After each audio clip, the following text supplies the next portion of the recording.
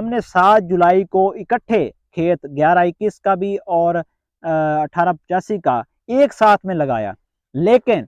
اس کی پیداوار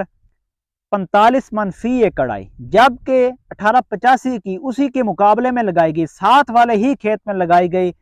ورائٹی 1885 65 من فی ایکڑ ہوئی، جس کے اوپر اخراجات، ٹائمنگ،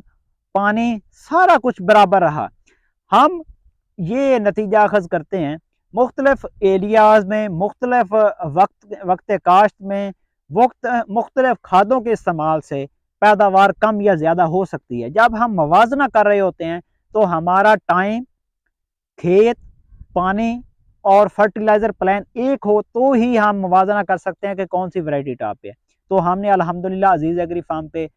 بہت اچھے طریقے سے اور باریک بینی سے جانچ کر ہم نے یہ موازنہ کیا، اور نتیجہ آپ تمام دوستوں کے سامنے ہے۔ 11-21